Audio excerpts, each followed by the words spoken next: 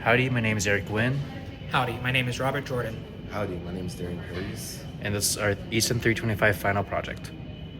All right, so I wanted to explain our circuit a little bit more. So we have three stages here. We have two common emitters, right? Yes. Two common emitters and one collector. common collector at the end. So the common collector was designed first because the input impedance of it would directly impact the output impedance of the other two stages. And so we designed that using ideas that we got from Lab 8 and from class on any of the common collector circuits, noting that our RL was quite low, and so we had to do a lot of adjustments to fine-tune our circuit to make sure the THD and the you stop that. You stop it's making noise.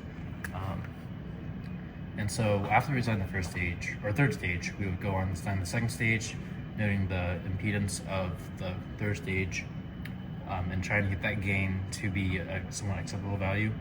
And we did the same process for stage 1, where we took the input impedance of stage 2 and applied that to designing stage 1. And so if we look at the bode plots, here I have all three stages plotted.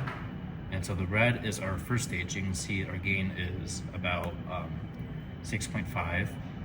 And then the second stage and third stage have roughly the same gain. You can see the two lines match very well at the range that we want. And you can see that our gain there is about 35, 36, 37-ish. They're very close. And so it looks like our current common collector, it does its job very well. It just keeps the same voltage, but it adjusts the load for us. And I'd also like to take a bit of time to note that we did have to change some resistor values as we went along with this project. We made these on the fly just to match the correct gain and THD gain and some of the, we also just put some of the impedances too. Right, so we can note here is that we removed the load capacitor. That was to help with the output impedance, and then I believe we removed we reduced this RE1 to help with the overall gain. Yes, and we also reduced RE2 down here to reduce or increase the gain as well, because there were some issues with the real life circuit. And so all those changes all help with trying to get our gain to be acceptable for the speaker to play the audio properly. You also see our supply here, 95 volts, which is what we use to power the whole system as that's what was specified.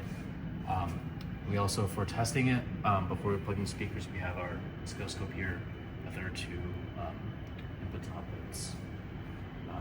And then we connected the speaker to our input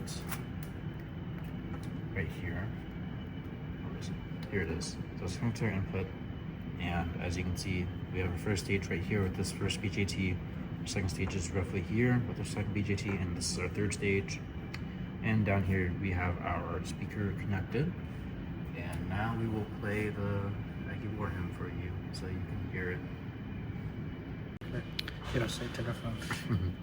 We will now demonstrate our final project.